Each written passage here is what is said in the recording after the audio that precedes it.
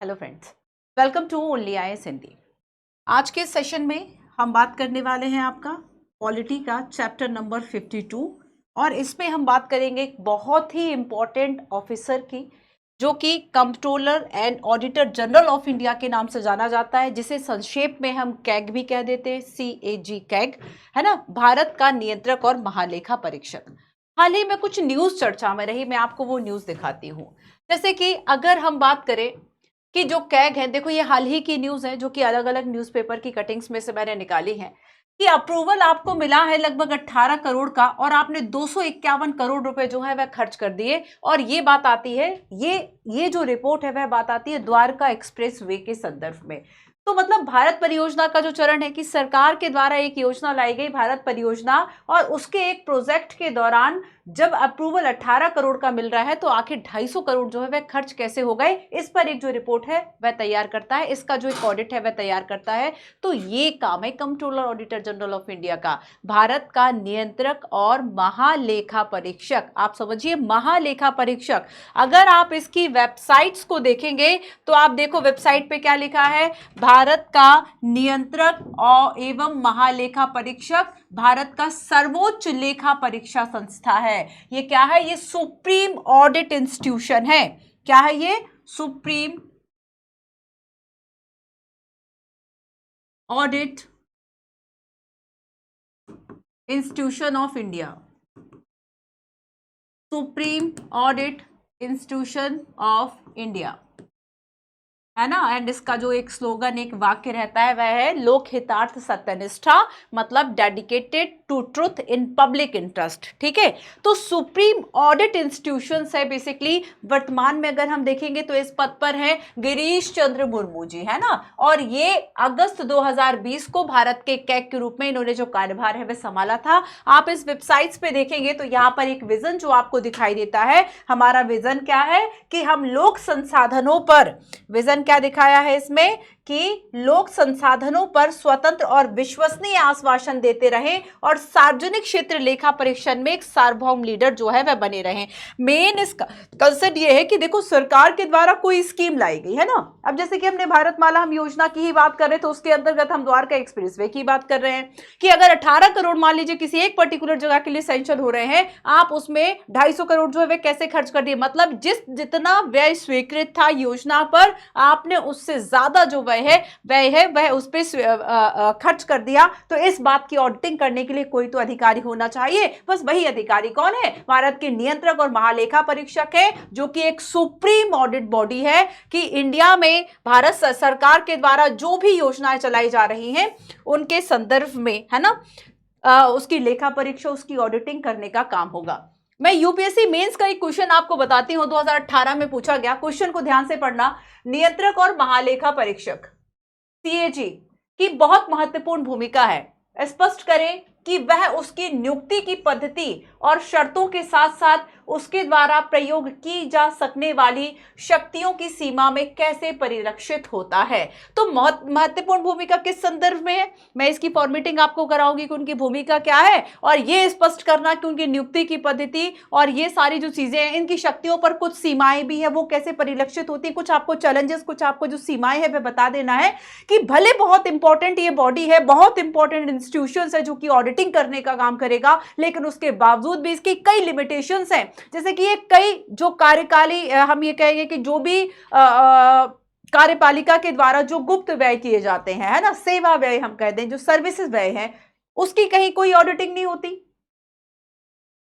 Sometimes कुछ लोगों के द्वारा यह भी कह दिया जाता है कि ये केवल, ये जो कैग की बॉडी है ना, ये कैग जो इंस्टीट्यूशन है वह क्या कर रही है, केवल पोस्टमार्टम का काम कर रही है। इसे केवल शव परीक्षण की बॉडी कह दिया। क्या कह दिया कि ये शव का परीक्षण करना है। अब मरने वाला तो भाई जो अब शव है वह, अब उसकी तो परीक्षण करके आपको क्या ही हासिल होगा। आप जीवित तो कर नहीं सकते। अच्छा होता कि अगर पहले परीक्षण हो जाता कि इसको ये बीमारी है, शायद वह बच जाता, लेकिन केवल शव परीक्षण का काम कर रहे हैं, अब उससे कुछ हाथ नहीं आना है।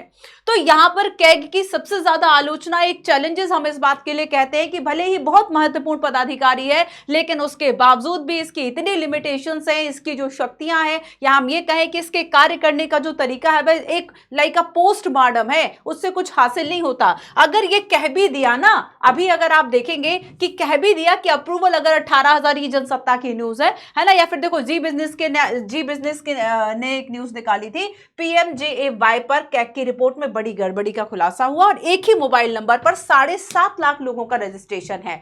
अब देखो, तो ये कैग रिपोर्ट है, इससे क्या पता चल रहा है? इससे पता चल रहा है कि योजनाओं में कितनी गड़बड़ी है, उनके क्रियान्वयन में, उनके इंप्लीमेंटेशंस में कितनी ज्यादा प्रॉब्लम्स आती हैं। इन्हीं प्रॉब्लम्स को एक हम ये कहें कि एड्रेस करने के लिए जो एक काम है वह कैग कर रहा है, लेकिन इससे कहते हैं होना जाना कुछ नहीं है ना, बस आप बता दो। जैसे कि अभी मैं आपको एक बुक के बारे में बताऊंगी कि जो आरबीआई गवर्नर रहे डी सुब्बा राव, उन्होंने भी कैग की जो रिपोर्ट है, आपने 2G स्पेक्ट्रम घोटाला सुना होगा, वो 2G स्पेक्ट्रम जो घोटाला है वह कैसे प्रकाश में आया था? तो वह कैग के द्वारा लाया गया था। ठीक है, एक देखो, एक और परियोजना की मैं बात कर रही हूं जो कि कालेश्वरम परियोजना है, कि कालेश्वरम जो परियोजना है, ये कहा कि दुनिया की सबसे बड़ी मल्टी स्टेज लिफ्ट सिंचाई परियोजना है, और यहां पर इसकी जो लागत है वह लगभग 1.47 लाख करोड़ रुपए से अधिक होने की संभावना है। तो ये कैग के द्वारा, सरकार के द्वारा एक जो हम कहें इरिगेशन जो प्रोजेक्ट चल रहा है, उसकी समीक्षा करना, उसके व्ययों की समीक्षा करना, यही तो मेन कैग का काम है ना। तो यही सारा काम तो जो है वह कैग करता है। ये अच्छा, ये सारी जो क्लासेस के इंफॉर्मेशन, क्लासेस की पीडीएफ, क्लास नोट्स इस टेलीग्राम पे मिल जाते हैं, @मंजू PW UPSC वाला सर्च करके ज्वाइन कर लो या इसको स्कैन कर लो। ठीक है, तो आज का हमारा चैप्टर यही है। तो मैंने आपको कुछ न्यूज़ बताई, साथ ही मैंने एक क्वेश्चन बताया। ये चैप्टर हमें पढ़ना क्या क्या है, सबसे पहले हम बात करेंगे कि आखिर इनकी जो नियुक्ति है, कैग की नियुक्ति और कार्यकाल क्या है, इनकी स्वतंत्रता किस किस में है, स्वतंत्रता के साथ कुछ लिमिटेशंस की भी बात हो जाएगी, कर्तव्य और शक्तियों की बात करेंगे, भूमिका की बात करेंगे। और भूमिका में तो देखो, इन दोनों को मिला के क्वेश्चन पूछा गया था ना, कहाँ से आएगा क्वेश्चन? आपने टॉपिक पढ़ लिया, बस 19-20 वहीं से पूछा जाएगा। इन दोनों को मिला के मेंस का क्वेश्चन था, भूमिका, नियुक्ति व कार्यकाल, है ना।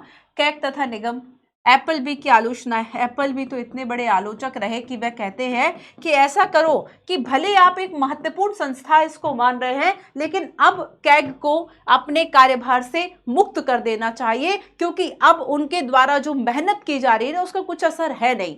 अगर मान लो 1000 से 1500 इस तरह की योजनाएं, जैसे कि जो मैंने आपको न्यूज दिखाई, जो सिफारिशें की, ऐसी 1000 से 1500 मान लीजिए काम है, लेकिन उसमें से चर्चा हो रही है संसद के द्वारा केवल 15 से 20 ही अनुच्छेदों पर, या 15 से 20 ही इंपॉर्टेंट पॉइंट्स पर। चर्चा में केवल वही 15 से 20 है, तो कहां 1500 से लेके मान लीजिए 2000 तक वह देख रहा है कि इतनी योजनाएं और इतनी चीजों में गड़बड़ी है, और आप चर्चा केवल 15 से 20 कुछ मुख्य चीजों पर ही कर रहे हो, तो बाकी रिपोर्ट फिर निकालनी ही क्यों थी? अगर आपको आउटडेटेड लग रहा था कि नहीं ये इंपॉर्टेंट नहीं है, तो इस पे समय वेस्ट क्यों करना था, है ना? क्यों, अगर हमें जरूरत थी। तो यहां पर इसलिए इसकी जो आलोचना है वह कही जाती है। तो पॉल एप्पल बी ने भी कई आलोचनाएं की, इन सभी बातों को हम समझेंगे। लेकिन सबसे पहले हम बात करेंगे, अच्छा मैंने आपको वेबसाइट भी दिखा दी कि भारत का नियंत्रक और महालेखा परीक्षक सर्वोच्च अधिकारी होगा। भीमराव अंबेडकर जो है वह आखिर क्या कह गए कैग के बारे में? इन्होंने कहा कि भारत का नियंत्रक और महालेखा परीक्षक संभवतः भारतीय संविधान का सबसे महत्वपूर्ण पदाधिकारी है। जब आपको इंपॉर्टेंस लिखना हो तब आप अंबेडकर की इस बात को कोट करेंगे। सबसे महत्वपूर्ण एक पदाधिकारी है, और वह ऐसा व्यक्ति है जो यह देखता है कि संसद द्वारा अनुमान्य जो खर्चों की सीमा है उससे अधिक धन खर्च ना होने पाए, या संसद के द्वारा विनियोग अधिनियम में निर्धारित मदों पर ही खर्च किया जाए। तो मेन काम क्या है कि जितनी योजना, मान लीजिए किसी भी योजना को अगर 100 रुपए दिए गए, ठीक है, तो इसमें कितने रुपए जो है वह खर्च हो रहे हैं, क्या बराबर खर्च हो रहे हैं या फिर कम खर्च हो रहे हैं, तो भ्रष्टाचार है, तो कहां जा रहा है पैसा? ठीक है, अगर 100 रुपए, तो मतलब जितने पैसे खर्च हुए हैं उतनी ही पैसे इसको मिलने चाहिए।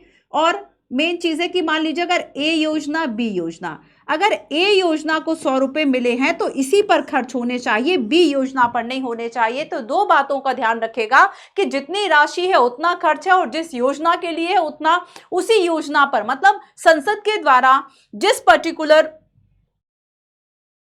योजना के लिए पैसा दिया जा रहा है उसी योजना पे खर्च हो। तो यहां पर ये दो बातें बहुत इंपॉर्टेंट हैं, है ना। और इसके लिए जो मेन हमारा कैग है वो सबसे ज्यादा इंपॉर्टेंट एक अधिकारी हो जाता है, ऐसा डॉक्टर भीमराव अंबेडकर के द्वारा इस बात को कहा गया है ना। तो अब जो कैग है, जैसे कि मैं आपको आर्टिकल्स बताती हूं, अगर मैं आपसे पूछूं कि क्या संविधान में इस अधिकारी की जो बात है वह की गई है, तो आर्टिकल 148, आर्टिकल 148 ये कहता है कि जो कैग है वह होगा, ठीक है, भारत का नियंत्रक और महालेखा जो परीक्षक है, भारत का नियंत्रक और महालेखा जो परीक्षक है ये होगा। इस बात को कौन कह देता है? आर्टिकल 148 कह देता है।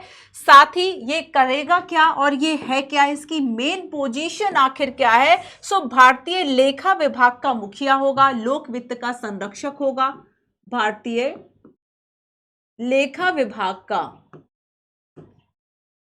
भारतीय लेखा विभाग का मुखिया होगा, मेन हेड होगा, है ना। लोक वित्त का संरक्षक होगा, लोगों का पैसा आखिर कहां खर्च हो रहा है उसकी संरक्षा, उसको देखना।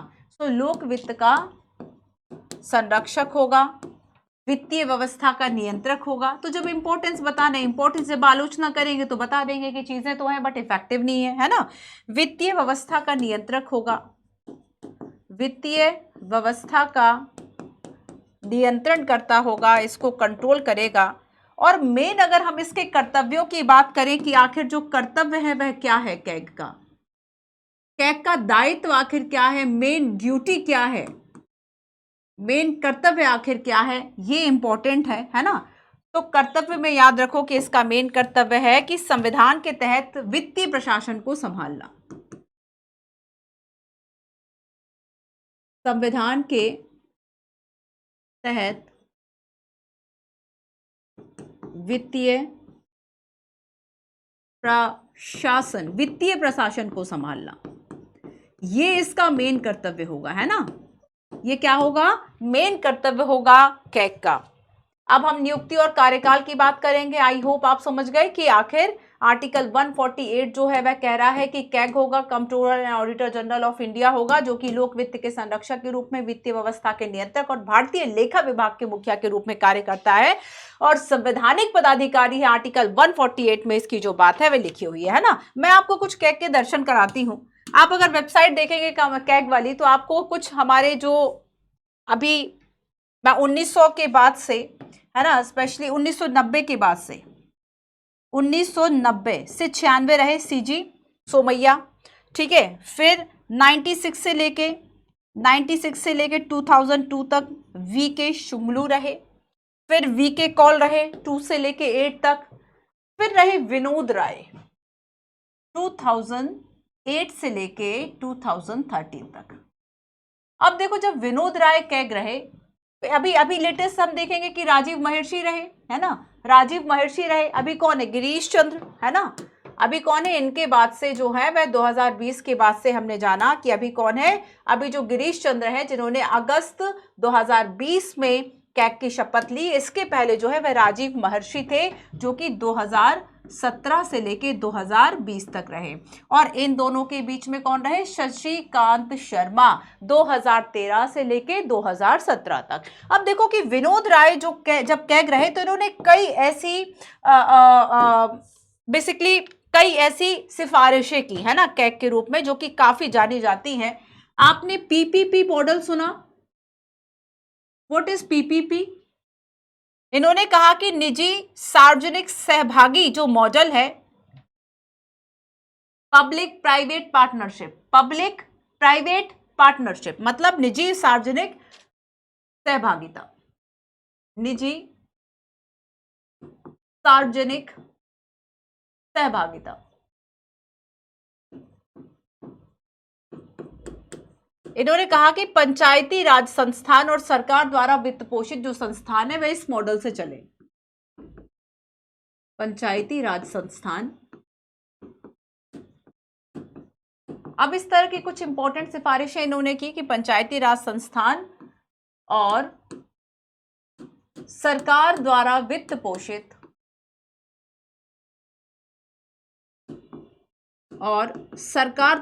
पोषित मतलब सरकार से पैसा मिल रहा है ऐसे संस्थान, तो ऐसे जो संस्थान है वे इस मॉडल को अपना सकते हैं, ये बात इनके द्वारा कही गई। इसके अलावा एक दूसरी बात जो इन्होंने कही, देखो 1971 का ना एक अधिनियम है कैग के रिलेटेड जो कि शक्तियां देता है, कुछ कार्यों को बताता है। तो 1971 का एक अधिनियम है कैग से रिलेटेड और इसमें कुछ ऐसे लूप होल्स हैं जिसको ठीक किया जाए। तो 1971 का जो एक्ट है उसमें भी संशोधन की बात इनके द्वारा कही गई। 1978 का अधिनियम जो कैग एक्ट हम कह ले, इसमें संशोधन किया जाए, इसमें संशोधन की बात इन्होंने की गई।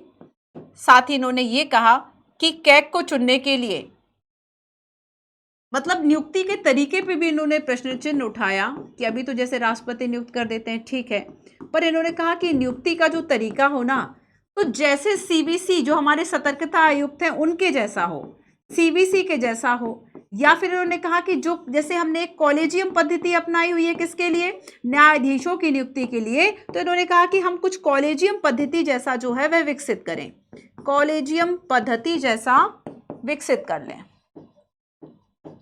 तो ये इस तरीके का कोई एक तरीका हो। तो यहां पर तीन बातें इन्होंने कही गई, एक तो पीपीपी मॉडल पर इन्होंने बात की है ना, दूसरी बात इन्होंने कही कि जो 1971 का एक्ट है, और तीसरी बात इन्होंने नियुक्ति के बारे में कहा। तो ये सारी जो बातें हैं वह कौन कर रहा है, ये विनोद राय है ना। जब विनोद राय जब ये कैग रहे 8 से लेकर 13 के दौरान, इस तरह इन्होंने कई सिफारिशें की, ठीक है। तो ये इनके द्वारा कही गई कुछ इंपॉर्टेंट पॉइंट्स हैं। अब देखो, अगर हम ये देखें कि भारत में जो कैग का पद है आखिर वह मतलब अगर हम ये देखें किस देश से लिया गया है, फिर किस देश के किसी संवैधानिक पदाधिकारी से मिलता जुलता है, तो ये पद ब्रिटेन में भी है ना। ब्रिटेन में भी एक कैग जैसी संस्था है जो कि जिसका कि मेन काम है कि चीज़ों को ऑडिटिंग करना। आओ एक क्वेश्चन दिखाती हूँ।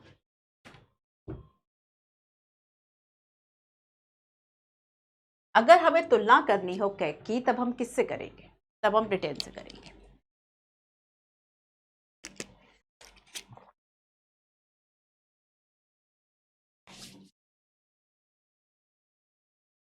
ब्रिटेन के कैग से तुलना के संदर्भ में विचार करो, है ना। फर्स्ट है कि भारत का कैग केवल महालेखा परीक्षक की भूमिका निभाएगा, नियंत्रक महालेखाकार की नहीं। इसका मतलब क्या है, जबकि ब्रिटेन में महालेखा परीक्षक के साथ साथ नियंत्रक महालेखाकार की शक्ति भी निहित होती है। अच्छा एक बात बताओ, जैसे कि कोई घटना घटित हो गई, हमने कुछ नहीं किया, हमने बस आके बता दिया कि यहां पर ये हुआ, लेकिन ना तो हम उस घटना को रोक पाए हैं, ना ही हम एक आप इस बात को समझिएगा कि कोई घटना थी, है ना। जैसे कि हम शव परीक्षण की बात कर रहे हैं, आपने उससे क्या कर लिया, शव परीक्षण के द्वारा आपको बस पता चल गया कि ठीक है इस कारण से डेथ हो गई। अब आप ना उसको जिंदा कर सकते हैं, ना ही उसके बाद कुछ सुधार हो सकता है कि आगे आने वाले समय में ऐसा ना हो। तो बहुत ज्यादा अवेयर मॉडल हमें इससे मतलब बहुत दिखाई नहीं देता। तो इसमें क्या है कि देखो दो बातें हैं कि केवल महालेखा परीक्षक है कि परीक्षा आप कर लो, जो भी लेखा है, सार्वजनिक लेखा है, सरकारी संस्थानों, राज्य सरकार, केंद्र सरकार, इन सभी के जो भी लेखा है, जो भी अकाउंट्स है, जो भी सार्वजनिक संस्थान, आप सभी की अकाउंटिंग कर लो, ऑडिटिंग कर लो, कोई दिक्कत नहीं है। बट आप उसको कंट्रोल नहीं कर सकते ना। तो जो controller and auditor general of India की बात हो रही है, इसमें कहा जा रहा है कि महालेखा परीक्षक तो आप हो, लेकिन आप नियंत्रक महालेखाकार नहीं हो। नियंत्रक क्यों, क्योंकि आपसे कंट्रोल अब कुछ नहीं होना है, और आपने जो रिपोर्ट दे दी उसके रिपोर्ट का भी कुछ नहीं होना है। आपने रिपोर्ट 1000 और 1500 आर्टिकल्स की देती, 2 आर्टिकल्स पे चर्चा हो रही है। आपने रिपोर्ट्स जो है वह आज से 10 साल पुरानी घटनाओं को लेकर दी है। अब 2G स्पेक्ट्रम घोटाला आज की बात है क्या, तो 2G स्पेक्ट्रम घोटाले में आज हम करके क्या करेंगे, जब तक उस समय के कई लोग, कई साक्ष्य, सारी चीजें खत्म हो गई होंगी। तो मतलब ये एक आलोचना, एक चुनौती, एक चैलेंज बहुत बड़ा कि इतनी आउटडेटेड आपने रिपोर्ट दे दी, आज के वित्त वर्ष से संबंधित नहीं है। आप सोचो कि अगर 4 साल पुराना लेखा जोखा देखना हो, आप सोचेंगे कि यार ऑडिटर जाने दो ना, नए तरीके से काम करते हैं, कुछ नया सोचते हैं, नया देखते हैं। आप 20 साल पुरानी बातों को अगर बताएंगे तो, और उन रिपोर्ट पर कोई एक्शन नहीं लिया गया, अपने आप भी पुरानी हो जाती है समटाइम्स कुछ रिपोर्ट, तो क्या फायदा? नियंत्रक कुछ नहीं है ना इससे। ब्रिटेन में महालेखा परीक्षक के साथ साथ इसमें नियंत्रक महालेखा परीक्षक की शक्ति भी निहित होती है। तो ब्रिटेन में जो कैग है ना वो पावरफुल है, वो ना केवल परीक्षा करेगा बल्कि नियंत्रक भी करेगा। भारत में केवल परीक्षण का काम है, वो भी शब्द परीक्षण टाइप का, ठीक है। So first statement is right. Second statement पे आओ। भारत में कैग पैसा खर्च होने के बाद खातों का लेखा जोखा करता है, यानी पोस्ट फैक्टो है। जबकि यूके में क्या है कि कैग की मंजूरी के बिना सरकारी खजाने से कोई पैसा नहीं निकाला जा सकता। अब या तो देखो, आप कंट्रोल दे रहे हो तो पूरा कंट्रोल दे दो, आधे कंट्रोल का कोई मतलब नहीं है। आप कह रहे हो कि ये जो पैसा है ये कहाँ कितना, इसके दो चीजें हो सकती है। पहली बात तो आप यहां कंट्रोल करो ना कि निकाला कैसे और कब जाएगा, इस पर आपका एक कंट्रोल होना चाहिए।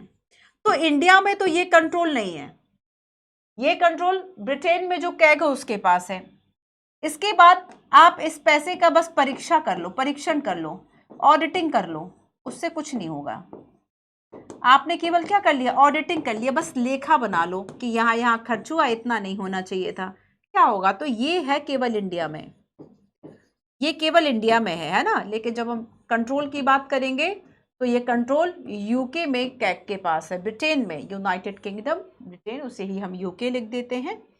तो यहाँ पर अगर हम देखो, एक तो है कि अगर पैसा निकालने पर भी अगर उसका कंट्रोल होता है कि उससे पूछ के निकाला जाए तब तो कोई मतलब है। ब्रिटेन में ऐसा है, भारत में ऐसा नहीं है। सो सेकंड स्टेटमेंट सही है। भारत में कैग संसद का सदस्य नहीं होता है। क्या संसद का सदस्य होता है? अगर होता तो उसकी नियुक्ति कैसे होती? तो कैग संसद का सदस्य नहीं होता, जबकि ब्रिटेन में CAG house of common, house of common वहां पे कौन सा सदन है? जैसे हमारे यहाँ लोकसभा है, मतलब निम्न सदन है, तो ये हाउस ऑफ कॉमन का सदस्य होगा। So third statement also right. Option number D, इसमें सभी जो कथन है वह सत्य, बड़ा ही इंपॉर्टेंट है ना। एक कॉन्सेप्ट मैंने आपको क्वेश्चन के माध्यम से करा दिया, ठीक है। चलो आओ, एक क्वेश्चन मैं आपको PYQ दिखाती हूँ, यूपीएससी ने क्वेश्चन पूछा था। निम्न पर विचार कीजिए, 2013 का क्वेश्चन है। लोक लेखा पर संसदीय समिति है ना, PSC की अगर हम बात करेंगे, इसमें लोकसभा के 25 से अधिक सदस्य नहीं होंगे, सरकार के विनियोग और वित्त खातों की जांच करता है और कैग की रिपोर्ट की जांच करता है। क्या लोक लेखा समिति के पास ये कंट्रोल है? एक मेंस का क्वेश्चन देखो, 2016 में पूछा गया था, ये भी कैग से रिलेटेड है। संघ और राज्यों के खातों के संदर्भ में, संघ और राज्य के खातों के संदर्भ में CAG की शक्तियों का प्रयोग भारतीय संविधान के अनुच्छेद 149 से लिया गया है। चर्चा करें कि क्या सरकार की नीति कार्यान्वयन का ऑडिट उसके अपने अधिकार क्षेत्र से आगे बढ़ने जैसा हो सकता है कि नीति के कार्यान्वयन का वह ऑडिट जो है, अगर वह ये करता है, अपने क्षेत्र से आगे बढ़ रहा है, ये बात आपको इसमें बतानी है, ठीक है। तो देखो, कैग से जुड़े हुए कुछ आर्टिकल्स हैं। आर्टिकल की बात क्वेश्चन में भी पूछी गई मेंस में। आर्टिकल 148, आर्टिकल 149, आर्टिकल 150 और आर्टिकल 151, है ना।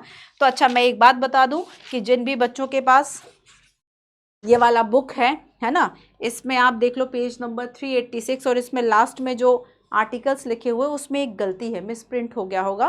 148 के बाद 151 लिखा है, वो 151 नहीं, वो 149 है ना। 148 है, 149 है, जिसमें कि कैग के कार्य और शक्तियां दी गई हैं। नियंत्रक महालेखा परीक्षक की अगर हम कार्य की बात करें और हम शक्तियों की बात करें, कार्य व शक्तियां, कार्य व शक्तियां, ये कहाँ पर? आर्टिकल 149 में। तो ये थोड़ा सा आप उसमें करेक्ट कर लेंगे। 148 कहता है कि जो कैग है वह होगा, 150 कहता है कि संघ और राज्य के लेखों के प्रकार की बात इसमें करी गई है, और 151 कहता है अंकेक्षण का प्रतिवेदन, है ना। जो वो ऑडिटिंग करेगा उसकी रिपोर्ट, उसका जो प्रतिवेदन है वह किसको सौंपेगा, इसकी बात यहाँ पर करी गई है। तो ये कुछ बातें हमने इसमें जानी। अब हम बात वापस चलते हैं और थोड़ी सी नियुक्ति की बात करते हैं कि आखिर जो कैग है उसकी नियुक्ति जो है वह आखिर कैसे करी जाती है। फिर कार्य शक्तियाँ और चुनौतियों की बात करेंगे, ठीक है। तो अभी तक हमने डॉक्टर अंबेडकर आर्टिकल 148 की बात कर ली, यूपीएससी मेंस का एक क्वेश्चन देखा, वेबसाइट की कुछ बात कर ली है ना अभी, और बाकी हमने इसके अलावा जो हमारे इसके पहले कैग रहे उनकी बात करी। विनोद राय के द्वारा जब हमारे कैग रहे थे तब उन्होंने कुछ इंपॉर्टेंट सिफारिशें करी थी, हमने उसकी बात कर ली। ठीक है, अब देखो कि नियुक्तियां व कार्यकाल की हम बात करें तो यहाँ पर 4-5 मुख्य बातें आपको याद रखनी है नियुक्तियों व कार्यकाल में। ठीक है, कि नियुक्ति जो है वह आखिर किसके द्वारा की जाएगी, क्या कुछ योग्यताओं की जो बात है इसमें कही गई है, उन सारी चीजों को हम देखते हैं। तो पहली बात तो देखो कि जब हम कैग की नियुक्ति की बात करेंगे, कैग की नियुक्ति आखिर करेगा कौन। इंपॉर्टेंट महत्वपूर्ण संवैधानिक पदाधिकारियों की अगर हम बात करें, इनकी नियुक्ति किनके द्वारा होगी, राष्ट्रपति के द्वारा होगी, है ना। भारत के राष्ट्रपति के द्वारा, देश के जो राष्ट्रपति हैं, राष्ट्रपति के द्वारा जो कैग है इनकी नियुक्ति की जाएगी। अच्छा, ब्रिटिश काल में 1753 में अगर हम देखें तो एक Indian audit and account department की जो स्थापना है वह करी गई थी, जो इसकी हम कह सकते हैं कि शुरुआत बेसिकली कहां से होती है, तो ब्रिटिश काल में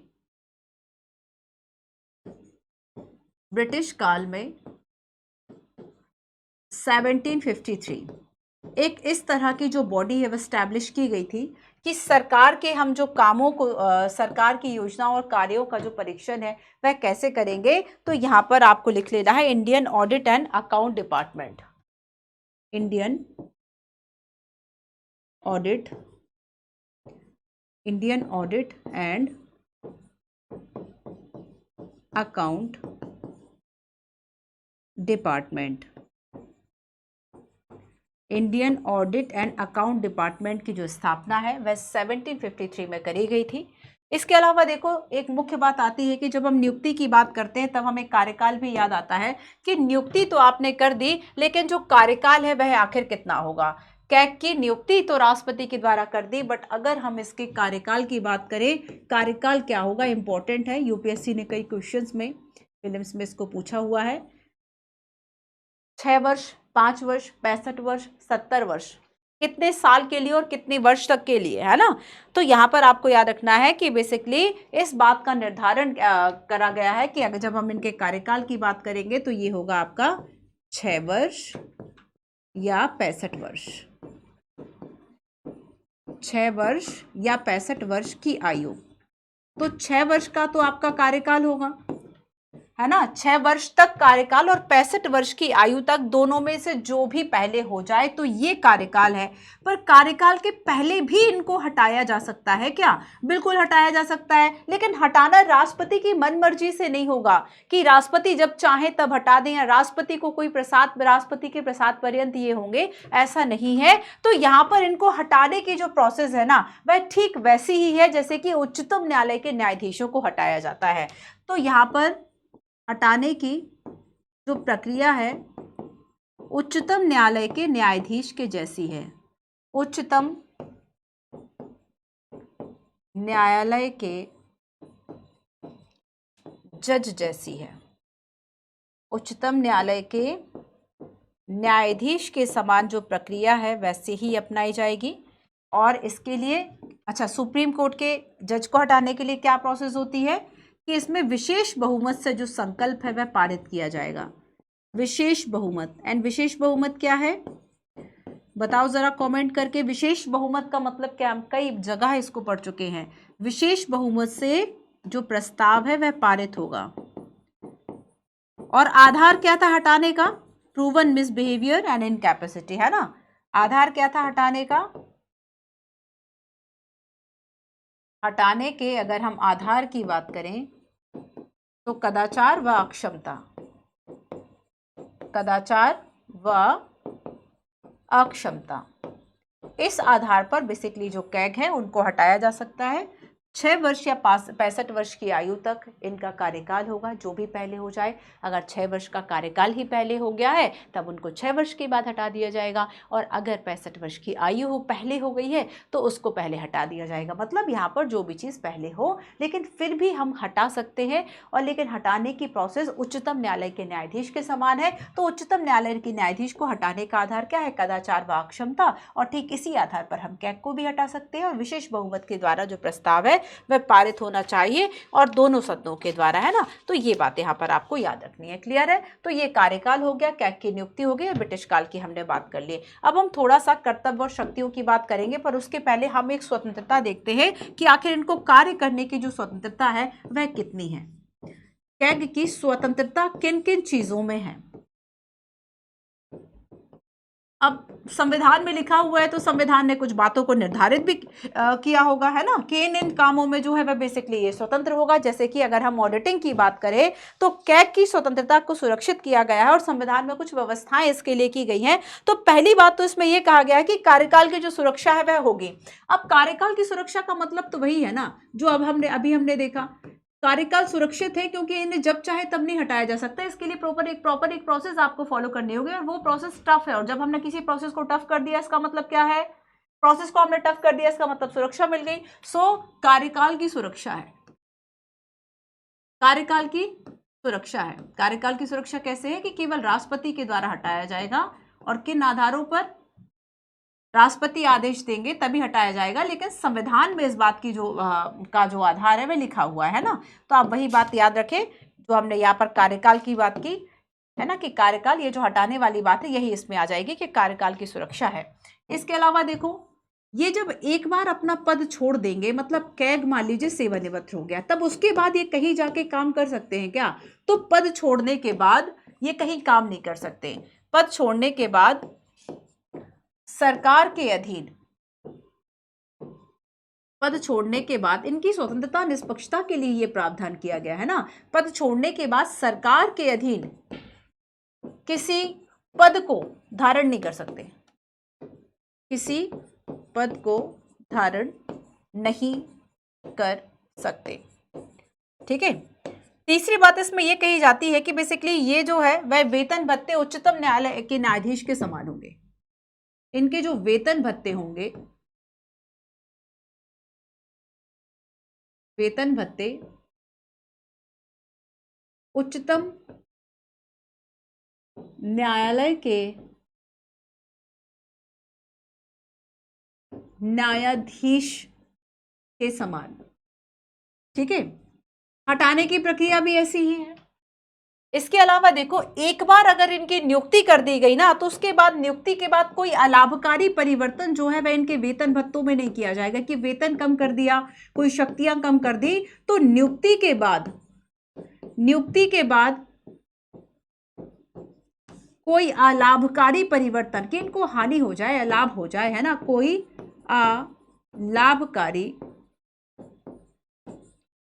अलाभकारी परिवर्तन नहीं किया जाएगा। नियुक्ति के बाद कोई अलाभकारी जो परिवर्तन है वह नहीं किया जाएगा। ठीक है। साथ ही देखो, इनकी सेवा शर्तें, प्रशासनिक शक्तियां जो होंगी वह राष्ट्रपति खुद तय कर रहे हैं। सेवा शर्तें, वेतन भत्ते, और अगर इन्हें कार्य करने के लिए और अधिक शक्तियां देनी हैं, शक्तियों का निर्धारण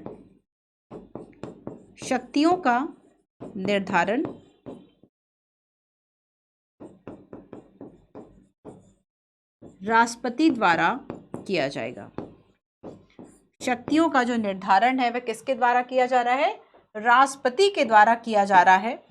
साथ ही देखो, इनके जो भी प्रशासनिक व्यय हैं, वेतन भत्ते हैं, ये कहां से दिए जाएंगे? प्रशासनिक व्यय, वेतन भत्ते, ये भारत की संचित निधि से दिए जाएंगे। और भारत की संचित निधि पर कोई भी जब जो वेतन भत्ता है या कोई लाभ है, अगर उस पे डाल दिया जाता है तो उस पे मतदान नहीं होता। संसद में चर्चा हो सकती है पर मतदान नहीं हो सकता, तो उसे कम नहीं किया जा सकता, है ना। तो यहाँ पर प्रशासनिक व्यय, वेतन भत्ते भारत किस पर होंगे? भारत की संचित निधि पर। भारत की संचित निधि पर, कंसोलिडेटेड जो फंड है, किस आर्टिकल में है बताओ जरा? संचित निधि पर भारत होंगे। तो एक तरह से ये भी सुरक्षा इनको रहती है ना। तो ये कुछ स्वतंत्रताओं की बात बेसिकली हमने कर ली कि यहाँ इन्हें कार्यकाल की भी सुरक्षा है, पद छोड़ने के बाद किसी और जगह को भी ज्वाइन नहीं कर सकते, है ना। ये सारी चीजें इसलिए करी गई हैं ताकि ये अपना कार्य जो है वह सुरक्षित तरीके से सुरक्षा पूर्ण कर सके और बाद के किसी लाभ को भी ध्यान में रखते हुए ये ना कर सकें, ठीक है। साथ ही देखो इसमें यह कहा गया है कि जो भी इनकी शक्तियां होगी कैग की, वो सब निर्धारण राष्ट्रपति के द्वारा जो है वह किया जा रहा है ना। और यहाँ पर लास्ट हमने देखा कि प्रशासनिक व्यय या और वेतन भत्ते ये सब संचित निधि पर भारित होंगे। तो मैं साइड हो गई हूँ, एक स्क्रीनशॉट इसका ले लो कि कैग की जो स्वतंत्रता है वह क्या क्या आधार हमारे संविधान में तय किए गए हैं। अब हम कुछ कर्तव्य और शक्तियों की बात करेंगे।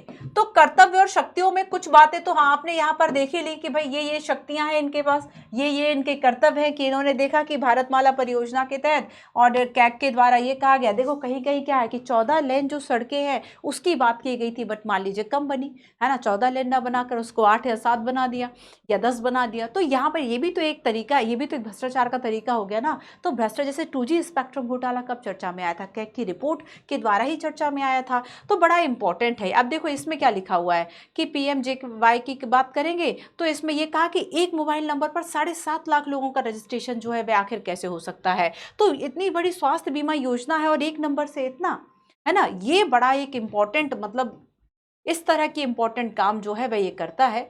तो यहाँ पर देखो कि इसका मेन लक्ष्य क्या है। अगर हम वेबसाइट की बात करें कि वेबसाइट पे आपको क्या दिखाई देता है, तो इसका मेन मिशन क्या है, आओ पहले हम मिशन पर बात करेंगे। तो इसका देखो मेन मिशन है, मेन मिशन क्या है कि भारत के संविधान के द्वारा अधिदेशित, मतलब संविधान जो कहता है उच्च गुणवत्ता के लेखा परीक्षण और लेखाकरण के माध्यम से जवाबदेही, पारदर्शिता और सुशासन को बढ़ावा देगा और अपने विधानमंडल, आम जनता और कार्यपालिका को इस संदर्भ में स्वतंत्र और समयोचित आश्वासन देता है कि सार्वजनिक धन का प्रभावपूर्ण तरीके और कुशलता से उपयोग और संग्रहण किया जाएगा।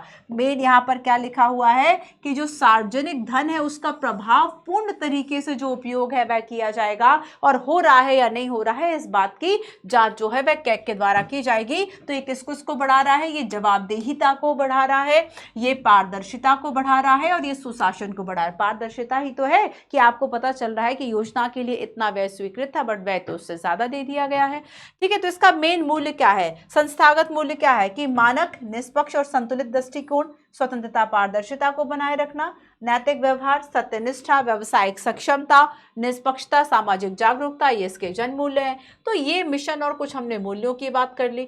तो नियुक्ति, कार्यकाल, स्वतंत्रता की बात हो गई। अब कुछ कर्तव्य और शक्तियों की जो बात है वह हो जाए।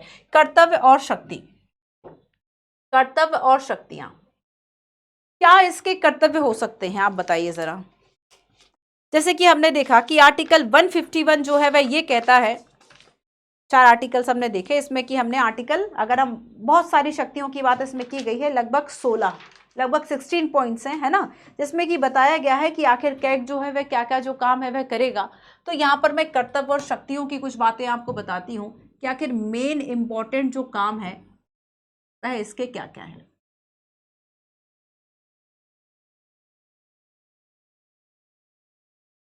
आर्टिकल 151 है,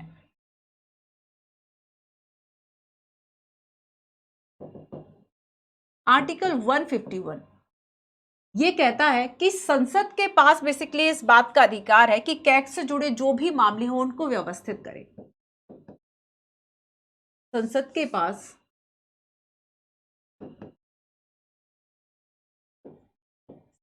के पास अधिकार है कि कैग से जुड़े मामलों को व्यवस्थित करें। क्या करें, व्यवस्थित करें, है ना, व्यवस्थित करें। इसके अलावा महालेखा परीक्षक अधिनियम 1971 है, महालेखा, जिसमें विनोद राय संशोधन की बात करते हैं। महालेखा परीक्षक अधिनियम कौन सा, कैग एक्ट 1971, कैग एक्ट 1971, है ना। इसमें भी कई शक्तियों की बात जो है वह की गई है। इसके अलावा तो हमने देखा कि संसद के पास तो अधिकार है ना, लेकिन संसद व संविधान, संसद व संविधान कुछ अधिकारिताएं जो है वह तय कर देते हैं, कुछ कार्यों को जो है वह तय कर देते हैं। और उनमें से जैसे कि हम एक कार्य को देखेंगे, एक कार्य क्या होगा कि भारत की जो संचित निधि है, राज्य की जो संचित निधि है उसकी सुरक्षा करना। भारत की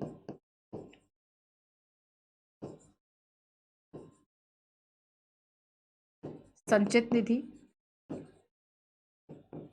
भारत की संचित निधि व राज्य की संचित निधि, मतलब कितने खर्च जो है वह इस पर्टिकुलर निधि से किए जा रहे हैं, उस सभी की लेखा परीक्षा करना।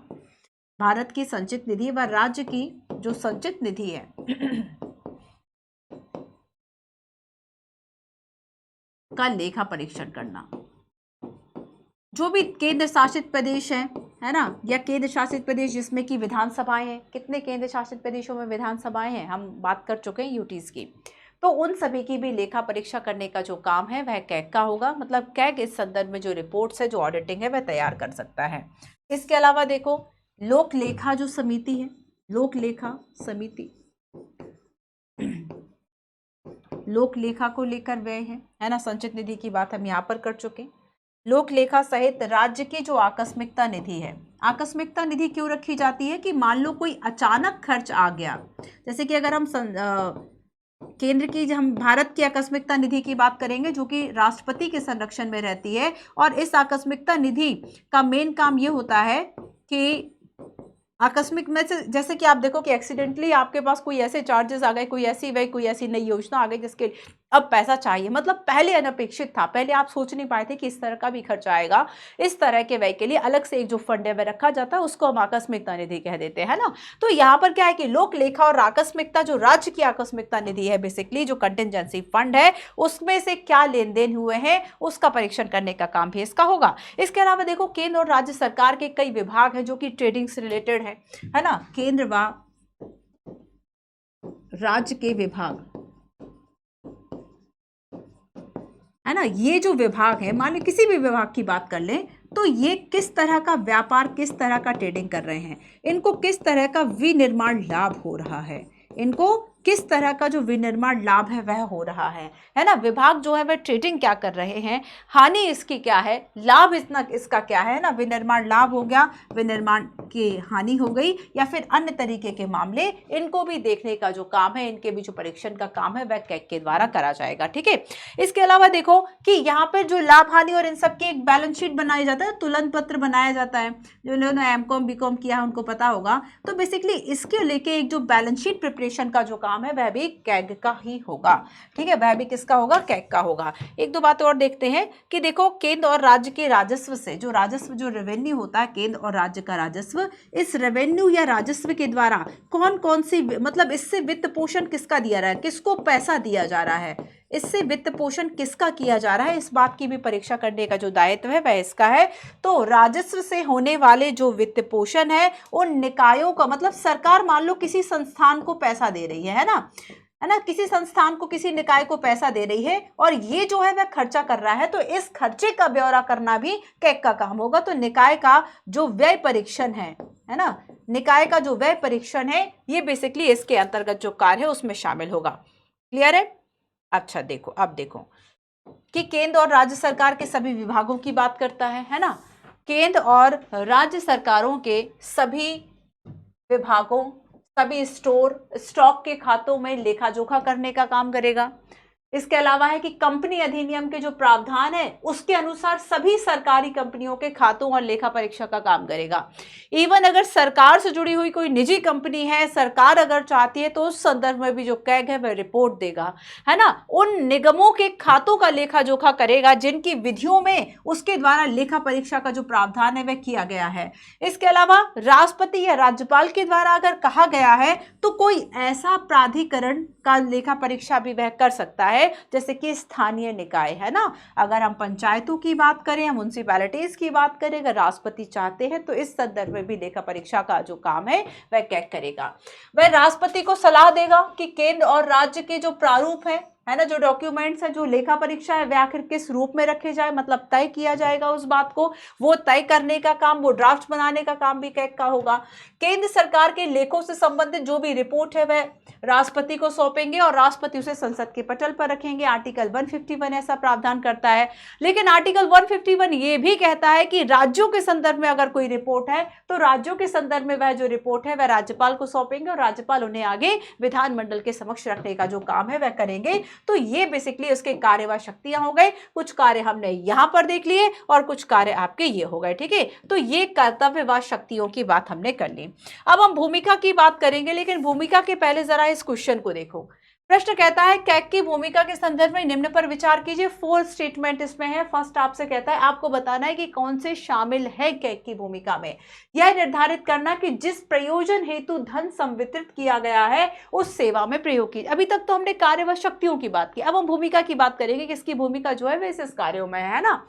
तो जिस प्रयोजन हेतु धन का संवितरण किया गया है उसी सेवा में प्रयोग किया जाए, ठीक है, शामिल है। सरकारी व्यय की मितव्ययता और तर्कसंगतता की जांच करना। सरकारी व्यय की मितव्ययता और तर्कसंगतता की जांच करना, क्या ये इसकी भूमिका में है? बिल्कुल है। विधि, विनियामक और औचित्य लेखा परीक्षा बाध्यकारी है। देखो इसको समझना कि मान लो विधि ने जो निर्धारित किया है या जो विनियामक है, ठीक है, इनकी लेखा परीक्षा तो अनिवार्य है कैग पर। लेकिन अगर हम औचित्य की, क्या इस बात का इंपॉर्टेंस कितना था, औचित्य कितना है? विधि के अनुसार लेखा परीक्षा होना बात अलग है, लेकिन इस खर्च का क्या औचित्य था, क्या इंपॉर्टेंस थी, इस औचित्य की लेखा परीक्षा उसके विवेक पर निर्भर है। विवेकाधीन है, ये बाध्यकारी नहीं है। विवेकाधीन है, ये जो है वह बाध्यकारी नहीं है, वह बाध्यकारी नहीं है ना। तो यहां पर थर्ड स्टेटमेंट रॉन्ग हो गया, क्योंकि विधि के अनुसार जो लेखा परीक्षा है वो बाध्यकारी है, बट औचित्य अनुसार जो लेखा परीक्षा है वो विवेकाधीन है, बाध्यकारी नहीं है। गुप्त व्ययों की लेखा परीक्षा हम भूमिका की बात करेंगे, उसके साथ हम कुछ लिमिटेशंस की भी बात कर लेंगे। और लिमिटेशंस में आपको याद रखना है कि जो गुप्त व्यय होंगे, मतलब जो कार्यालय, जो प्रशासनिक इस तरह के कुछ कर्मचारियों के व्यय होंगे, सर्विसेज के व्यय होंगे, उस पर कोई अधिकारिता नहीं है, उनकी लेखा परीक्षा करना कैग के अंतर्गत नहीं आएगा। तो अगर हम भूमिका की बात करेंगे तो भूमिका में क्या शामिल है? केवल 1 और 2, जो शुरू के 2 स्टेटमेंट है ये करेक्ट होंगे, बाकी जो 2 स्टेटमेंट है वह इसमें रॉन्ग होंगे, ठीक है। चलो, तो भूमिका के संदर्भ में हम कुछ पॉइंट्स को देखते हैं। देखो सबसे पहली बात तो इसमें यह कही जाती है बेसिकली कि वित्तीय प्रशासन के क्षेत्र में इंपॉर्टेंस क्यों है। आखिर कैग का थोड़ा सा सुनो। वित्तीय प्रशासन के क्षेत्र में जो प्रबंधन का मुख्य कार्य है वह किसका है और जवाबदेहिता किसकी है? संसद की है। लेकिन संसद इस बात की जवाबदेहिता को कैसे सुनिश्चित करेगी कि लोक वित्त, जो लोगों का मान लीजिए टैक्स है, टैक्स कलेक्शन हो रहा है ना, उस टैक्स कलेक्शन का यूज सरकार की योजनाओं पे किया जा रहा है, तो कुछ तो अकाउंटेबिलिटी संसद की बनती है, कुछ तो अकाउंटेबिलिटी उस कार्यपालिका की बनती है, कार्यपालिका मंत्री परिषद की बनती है कि वह किन योजनाओं में कैसा व्यय कर रहा है, और उसी के लिए कैग के माध्यम से ही वह अपनी जवाबदेहिता को सुनिश्चित करता है कि देखो हम जवाबदेह हैं, इसलिए एक अधिकारी है और ये जो अधिकारी है वह लोक वित्त की संरक्षा की काम करेगा। लोक वित्त जो है मतलब लोगों का जो वित्त है, लोगों का जो पैसा है, उसकी सुरक्षा को लेकर जो काम है वह करेगा। तो ये भूमिका हमें यहाँ पे पॉजिटिव से शुरू करनी है। तो हम देखेंगे कि बेसिकली ये 3 तरह की जो रिपोर्ट्स है वह सौंपा करता है। 3 तरह की रिपोर्ट है ना, 3 तरह की रिपोर्ट। एक रिपोर्ट होती है इसमें कि जो विनियोग खातों से संबंधित होगी, दूसरी रिपोर्ट होगी जो कि वित्त खातों से संबंधित होगी, और तीसरी रिपोर्ट जो होगी कि जो सार्वजनिक उपक्रम है, मतलब सरकार के जो उपक्रम है ना, जो इस तरह के पब्लिक इंस्टीट्यूशंस आप देखते हैं, सरकारी उपक्रम है, उनकी लेखा परीक्षा रिपोर्ट। तो 3 तरह की जो रिपोर्ट्स है वह ये पब्लिश करता है और अपनी मतलब अपने एक तरह से अकाउंटेबिलिटी को सुनिश्चित करता है। ये इसकी महत्वपूर्ण भूमिका हो गई, ठीक है। अच्छा देखो, इसमें इसके बाद इसकी भूमिका में एक और बात आती है इंपॉर्टेंट, कि जब कैग का काम खत्म होता है तब लोक लेखा समिति, जो पब्लिक अकाउंट कमेटी की अगर हम बात करेंगे, उसका कार्य शुरू हो जाता है। तो वो इस काम को वो क्या करती है, वो जो समिति है वह कैग की रिपोर्ट की जांच करती है। संसद के, देखो यहां फिर से सुनो, कैग के द्वारा जो रिपोर्ट है वह किसको दी गई? राष्ट्रपति को। राष्ट्रपति ने वह रिपोर्ट कहाँ रख दी? संसद में रख दी। संसद उस रिपोर्ट का क्या कर रहा है? उस पर चर्चा कर रहा है ना। और उस रिपोर्ट की जांच करने के लिए संसद में भी क्या बनी हुई है, लोक लेखा समिति बनी हुई है। वो जो लोक लेखा समिति है वह कैग की रिपोर्ट की जांच करती है।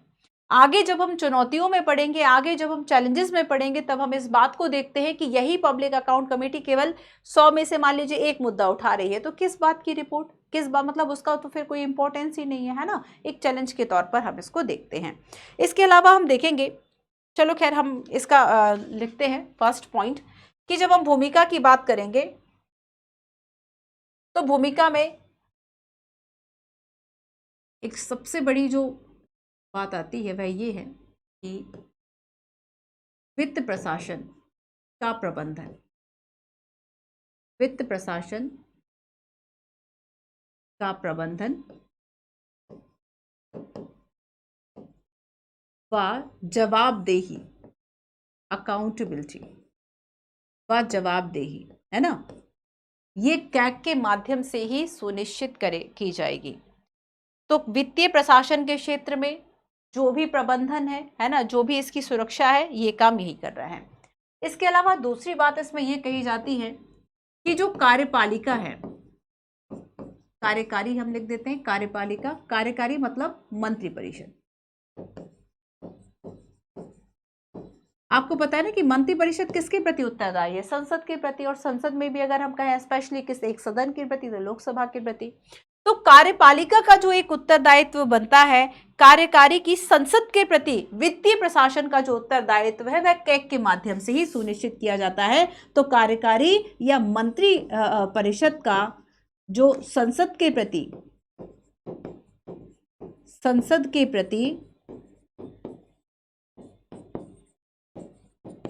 वित्तीय उत्तरदायित्व है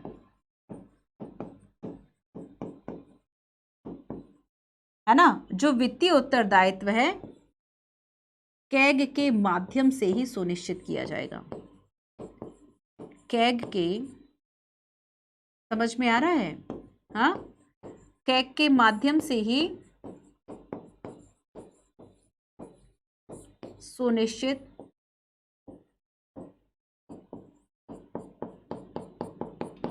कैग के माध्यम से ही इसको सुनिश्चित किया जाएगा। इसके अलावा नेक्स्ट है कि बेसिकली ये जो है वह 3 रिपोर्ट्स को सौंपता है।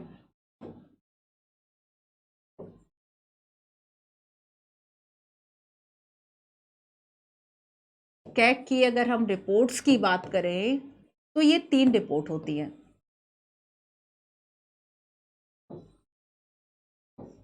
पहली रिपोर्ट होगी विनियोग लेखा रिपोर्ट, विनियोग लेखा रिपोर्ट, ठीक है। दूसरी रिपोर्ट होगी वित्त लेखा रिपोर्ट, वित्त लेखा रिपोर्ट, और तीसरी होगी सार्वजनिक उपक्रमों के संबंध में रिपोर्ट, लेखा जोखा, है ना, सार्वजनिक उपक्रमों का लेखा जोखा। 3 रिपोर्ट के माध्यम से पेश करता है। अब इसके आगे क्या होगा, इसके आगे ये होगा कि कैग अपनी जो रिपोर्ट है ये राष्ट्रपति को सौंपते हैं। किसको सौंपते हैं, या प्रतिवेदन की हम बात करें, ये जो अपना प्रतिवेदन है वह राष्ट्रपति को सौंपेंगे और राष्ट्रपति इसे आगे संसद के समक्ष रखवा रहे हैं। राष्ट्रपति संसद में इसको रखवाएंगे, पेश करेंगे, प्रस्तुत करेंगे, है ना। एंड इसके बाद जो अब भूमिका आ गई सदन में कि सदन भी इस पर चर्चा कर रहा है, और इसके लिए, इस पर चर्चा करने के लिए जो प्रॉपर एक समिति है उसको डेडिकेट ये काम कर दिया, और वो है आपका पीएसी कमेटी, लोक लेखा समिति। तो लोक लेखा समिति के अंतर्गत ये जो काम है वह आता है कि वह कैग के रिपोर्ट की जांच करे, कैग की रिपोर्ट की जांच करना। क्लियर है इतना? भूमिका मेन किसमें थी, भूमिका मेन थी कि वित्त प्रशासन व प्रबंधन की जवाबदेही संविधान के अनुसार जो पैसा दिया जाना है या सारी चीजें हैं उसी तरीके से हो, और कार्यपालिका की संसद के प्रति जो वित्तीय उत्तरदायित्व है वह कैग के माध्यम से ही सुनिश्चित होता है ना। कैसे सुनिश्चित होगा? तो कैग के माध्यम से ही जो है वह सुनिश्चित किया जाता है इस बात को। चलो आगे हम देखते हैं कि बेसिकली ये तो भूमिका की कुछ मुख्य बातें होंगी, कुछ और भी इसमें इंपॉर्टेंट पॉइंट्स हैं, जैसे कि ये इसका और काम क्या है, तो हमने जाना था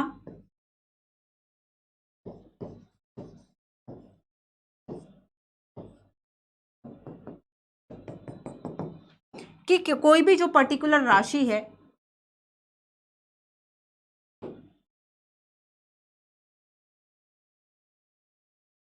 सार्वजनिक व्यय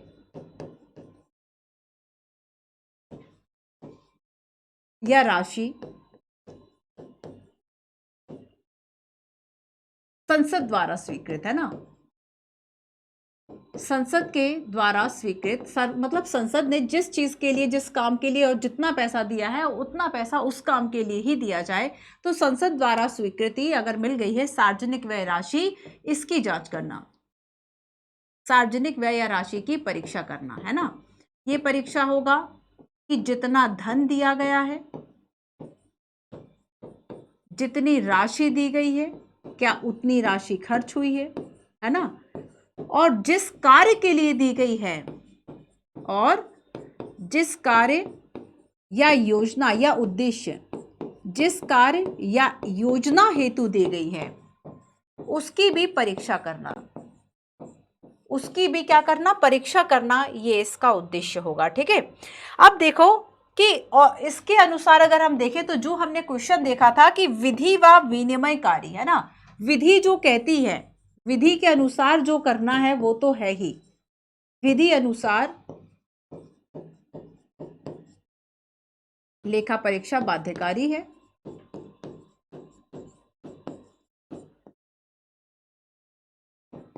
पर अगर आपको उसका इंपॉर्टेंस देखना है, औचित्य लेखा परीक्षा करना है, तो वो विवेकानुसार है। चाहो तो करो कि इस बात का इंपॉर्टेंस था या नहीं, आपने ये व्यय कर दिया, तो औचित्य लेखा परीक्षा करना है ना, औचित्य लेखा परीक्षा करना ये कैसा है? ये विवेकानुसार है, इस पे बाध्यकारी मत सोचना, ये विवेकाधिकार है, ये बाध्यकारी नहीं है, विवेकाधिकार है, बाध्य नहीं है, याद रहेगा। अब नेक्स्ट देखो कि बेसिकली कैग के पास जो भी खर्चे हैं, जो भी लेखा जोखा है, उस संदर्भ में आखिर जो भी व्यय है, लेखा जोखा है, उस संदर्भ में बहुत ज्यादा अधिक स्वतंत्रता है। साथ ही वह उन सभी के लिए नियम भी बना सकता है, रूल्स भी बना सकता है कि हमें इस पैटर्न में जो ये लेखा परीक्षा है या जो ये बैलेंस शीट है वह बनानी है ना। लेकिन यहाँ पर देखो कुछ बातों को ध्यान रखो। अच्छा, 2006 में वित्त मंत्रालय के द्वारा भी एक कैग के लिए एक जो काम है वह रखा गया था। 2006 में वित्त मंत्रालय के द्वारा क्या था वो काम? 2006 में वित्त मंत्रालय ने तय किया निष्पादन लेखा परीक्षा। अब ये निष्पादन, जैसे कोई काम का निष्पादन करना, काम को पूरा करना है ना, तो निष्पादन लेखांकन का मतलब क्या है? निष्पादन लेखांकन का मतलब क्या है? 2006 में वित्त मंत्रालय के द्वारा इस बात को सुनिश्चित किया गया कि निष्पादन जो लेखा परीक्षा है वह भी कराई जाएगी। मतलब कोई भी कार्यक्रम जो है वो कार्यक्रम जब कंप्लीट कराया जा रहा है उसकी प्रगति व दक्षता का मूल्यांकन कराना। किसी भी योजना या कार्यक्रम की प्रगति व दक्षता का मूल्यांकन। वही बात है कि अभी इतना पैसा लगा है जो हमने इसके पहले देखा था। मैंने आपको कुछ करंट अफेयर की न्यूज बताई ना शुरुआत में कि कैग ने कहा कि अप्रूवल 18 का मिला, 251 करोड़ खर्च हो गए और एक ही नंबर पे 7.5 लाख लोगों का रजिस्ट्रेशन है, या कालेश्वरम परियोजना में लगभग 1.5 लाख करोड़ रुपया जो है वह ज्यादा खर्च हो गया है ना, या फिर इतना व्यय होने की उम्मीद है। तो यहां पर यह कहा जाता है कि निष्पादन लेखा परीक्षा, लेखांकन लेखा परीक्षा कराना भी कैग की भूमिका के अंतर्गत आएगा। और इसमें यह कहा जाता है कि बेसिकली इसमें इस बात का आकलन करा जाएगा, मूल्यांकन करा जाएगा कि जो पर्टिकुलर योजना है ना, जो पर्टिकुलर योजना है किस कीमत पर, उस जो भी योजना है उससे सामाजिक आर्थिक विकास जो मिल रहा है वह किस कीमत पर मिल रहा है और कितना मिल रहा है। कहीं ऐसा तो नहीं कि वह इतना ज़्यादा है लेकिन उससे विकास कुछ नहीं हो रहा है। समटाइम्स ऐसा हो सकता है ना कि हम फालतू चीज़ों के लिए जो पैसा है वह अलॉट कर दें लेकिन सच में उससे जो विकास है वह ना हो। इसके अलावा दूसरी बात ये कही जाती है कि ये भी इसमें जांचा जाएगा कि जो भी एजेंसियां इससे जुड़ी हुई हैं, कार्यों से जुड़ी हुई हैं, वो अपनी जिम्मेदारी का निर्वहन कितना कर रही हैं, है ना। और साथ ही ये भी इसमें पता लगाया जाएगा कि योजनाओं का क्रियान्वयन आर्थिक रूप से कहां तक सही है। योजनाओं का जो क्रियान्वयन करा जा रहा है उसका संचालन आर्थिक रूप से कितना सही किया जा रहा, कितना नहीं। तो पूरा निष्पादन लेखा परीक्षा का जो काम है, तो 2006 में वित्त मंत्रालय के द्वारा यह भी कहा गया था कि कैग जो है वह इन कामों को भी करेगा। निष्पादन लेखा परीक्षा का जो काम है ये करना भी एक कैग की जिम्मेदारी होगी। इसके लिए एक जो ज्ञापन है वह जारी करा था, ठीक है। लेकिन अब मैं इसकी कुछ लिमिटेशंस पर आती हूं। तो यहां पर जैसे कि मैंने आपको क्वेश्चन में बताया कि कुछ इसकी लिमिटेशंस हैं, कुछ सीमाएं हैं, है ना। तो सीमाएं क्या है, लिमिटेशंस क्या है, जैसे कि हमने गुप्त व्ययों की यहां पर बात की, यही लिख देती हूं, ठीक है।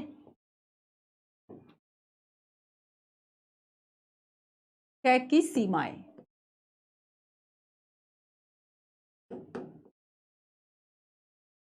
तो इसमें फर्स्ट तो ये हो गया कि जो भी कार्यकारी एजेंसियों के द्वारा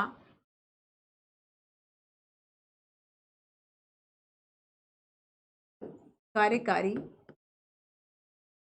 एजेंसी जो गुप्त व्यय कर रही है, गुप्त सेवा व्यय, गुप्त सेवा व्यय, गुप्त सेवा व्यय, इस पर ब्यौरा नहीं मांग सकता।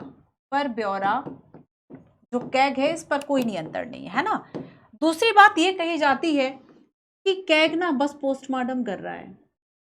कैग की संचित निधि से, वो ब्रिटेन वाली बात हो गई कि ब्रिटेन के कैग को तो धन निकालने में उसकी परमिशन चाहिए, केवल परीक्षा नहीं धन निकालने के लिए भी चाहिए। तो कैग की संचित निधि से धन निकासी, संचित निधि से धन निकासी पर कोई नियंत्रण नहीं है। संचित निधि से धन निकासी पर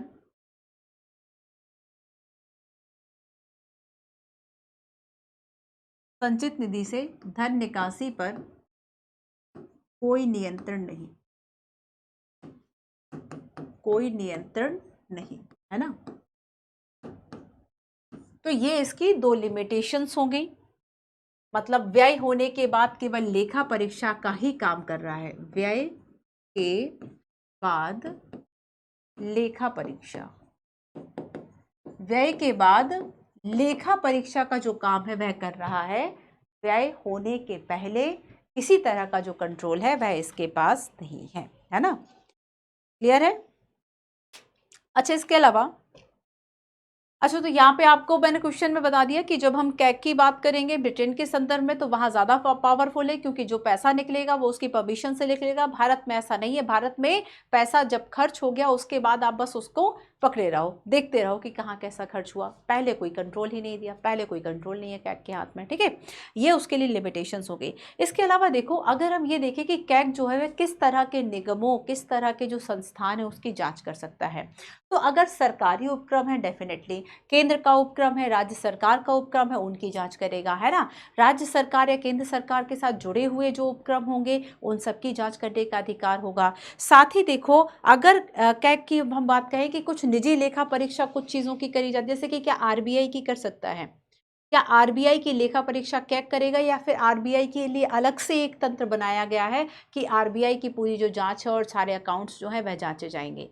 तो यहाँ पर देखो, समटाइम्स किसी अगर एक संस्था, किसी एक निगम के लिए अपना अलग से लेखा परीक्षा का, निजी अंकेक्षण का कोई प्रोविज़न किया गया है, तब कैग की सलाह से किया जाएगा, बट निजी अंकेक्षण उसका होगा। कैग की उसमें भूमिका जो है वह नहीं होगी, है ना। कैग की उसमें कोई भूमिका नहीं होगी। तो यहाँ पर अगर कोई अन्य निगम है, उनकी लेखा परीक्षा, उनकी जो ऑडिटिंग है पूरी तरह से निजी अंकेक्षरों के द्वारा, निजी अंकेक्षणों के द्वारा की जा रही है। उसकी पर्सनल जो ऑडिटिंग है अगर वह करी जा रही है तो उसमें वह कैग को रिपोर्ट नहीं सौंपेंगे, वो सीधे संसद में जो रिपोर्ट है उसकी रखेंगे। वहाँ पर कैग की कोई भूमिका नहीं हो सकती, है ना। तो कई निगम डेफिनेटली ऐसे हो सकते हैं कि उनका अलग से ही जो पूरा ऑडिटिंग है और जो सारा काम है वह होता हो। ठीक है, चलिए। तो सरकारी कंपनियां क्या कर रही हैं? सरकारी कंपनियों में भी लेखा परीक्षा में कैग की भूमिका समटाइम सीमित है, क्योंकि उनकी लेखा परीक्षा पर्सनल लोगों के द्वारा की जा रही है ना, मतलब निजी अंकेक्षण उनके होंगे। हाँ, वो बात और है कि कैग की सलाह पे नियुक्त होंगे, तो ये थोड़ा सा आपको ध्यान रखना है। अब हम चलते हैं एक आलोचना की बात करते हैं और फिर हम चैलेंज की बात करेंगे।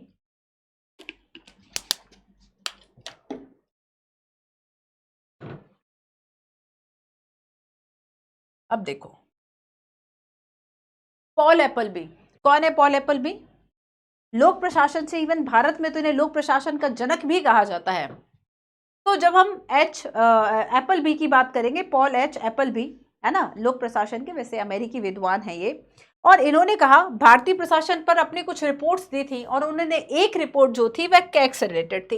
इन्होंने अपनी रिपोर्ट में कहा कि जो कैग है, कैग को लेखा परीक्षा की जिम्मेदारी से मुक्त कर देना चाहिए। कैग को लेखा परीक्षा की जिम्मेदारी से मुक्त कर देना चाहिए। उसके पीछे इन्होंने कई रीजन बताया। जैसे कि देखो, पहली बात इन्होंने ये कही कि बेसिकली ये जो काम है वह औपनिवेशिक शासन की देन है ना। एक बात इन्होंने ये कही कि ये जो हमारे यहाँ पद है ना, अभी इसकी कोई भूमिका नहीं है, औपनिवेशिक शासन की देन है। औपनिवेशिक शासन की देन है। अब हमें वर्तमान में अगर इसकी ज़रूरत नहीं है, क्योंकि हमने और भी कई इस तरीके के जो तंत्र है वह बना लिए, तो फिर इसकी कोई नीड ही नहीं है, आप ख़त्म कर दो। दूसरी बात इन्होंने ये कहा कि बेसिकली जो सीएजी हैं वह खुद निर्णय नहीं ले पाते, या उनमें काम करने की अगर अनिच्छा है, निर्णय नहीं ले पा रहे या काम करने की अनिच्छा है, तो यहाँ पर जो लेखा परीक्षा है वो गलत तरीके से होती है। या फिर हम कहें कि लेखा परीक्षा पे अब जैसे कि कोई काम करने का मन नहीं है, अब जो काम करने का मन नहीं है तो वो बहुत अच्छे से कैसे हो सकता है? तो लेखा परीक्षक पर, एक लेखा परीक्षा पर, ऑडिटिंग पर एक नकारात्मक प्रभाव आ जाता है। और ये नकारात्मक प्रभाव क्यों आ जाता है? क्योंकि कैग जो है उसका मन नहीं है ना, इसमें ये मन देख पा रहे थे कैग का, इसलिए इन्होंने कहा कि कैग की अनिच्छा है, उसका काम करने का बिल्कुल मन नहीं है, इसलिए ये गलत हो गया। अब देखो आगे ये कहते हैं कि संसद के महत्व को ये बड़ा चढ़ाकर देखते हैं, क्योंकि देखो इसमें यह कहा गया कि जो कैग है ना, कैग की भूमिका में ये संसद के महत्व को देखते हैं। क्या संविधान ने तो क्योंकि ठीक से परिभाषित नहीं किया ना संसद के महत्व को बढ़ा, क्योंकि संसद क्या कर रहा है? कैग के कार्यों, शक्तियों का निर्धारण कर रहा है। तो संसद के महत्व को बढ़ा चढ़ा कर देखा और संविधान को पीछे करके देखा, क्योंकि संविधान में शक्तियों की बात नहीं की गई, संविधान में वर्णन नहीं है ना, संविधान में जो ज्यादा वर्णन है वह नहीं है, बस इसी संदर्भ में ये बात कही जाती है। तीसरी बात इसमें ये कही जाती है कि बेसिकली जो कैग है वह महत्वपूर्ण कार्य नहीं है।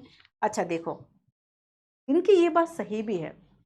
एक बात बताओ, कोई मंत्री मिनिस्टर है, अगर मान लीजिए वह प्रशासन, वह कार्य कर रहा है, राजनीति को समझ रहा है, लेकिन अगर वह मान लीजिए कि किसी प्रशासन को नहीं समझ रहा है, लेकिन वह उसके लिए डिसीजन ले रहा है, तो इसमें ये कहा गया बेसिकली इनके द्वारा कि जो कैग है वह ना तो प्रशासन को समझ रहा है ना ही उसको जानता है। कैग प्रशासन को नहीं समझ रहा है, प्रशासन को मतलब योग्यता पे प्रश्न चिन्ह उठाया, वो नहीं समझता है। अगर नहीं समझता है तो फिर तो क्या ही मतलब है ऐसे लोगों से काम कराने का। ये इनके द्वारा कहा गया कि बेसिकली अच्छे प्रशासन के बारे में ना तो वह जानते हैं ना ही हम उनसे अपेक्षा कर सकते हैं, तो फिर हमें ये काम कराना ही क्यों है। और इसीलिए तो इन्होंने ये कहा था कि लेखा परीक्षा से मुक्त कर दो। मान लो प्रश्न आ गया कि पॉल एप्पलबी जो है वह क्यों इस बात को कहते हैं कि कैग जो है वह, या फिर आलोचना से प्रश्न बहुत आ सकता है क्योंकि इस पद की आलोचना ज्यादा है। ठीक है, तो यहाँ पर नेक्स्ट हम देखेंगे। अच्छा, इसमें इन्होंने ये कहा कि मान लो कोई किसी एक विभाग का कोई अगर उप सचिव है ना, किसी विभाग का अगर कोई उप सचिव है, वो कंपैरेटिवली कैग से ज्यादा जान रहा है उस विभाग की समस्याओं को, और ऐसे में कैग से ऑडिटिंग कराने का कोई औचित्य नहीं है। तो इन्होंने क्या कहा कि किसी विभाग का उप सचिव, किसी विभाग का उप सचिव कैग से ज्यादा जानकारी रखता है, कैग से ज्यादा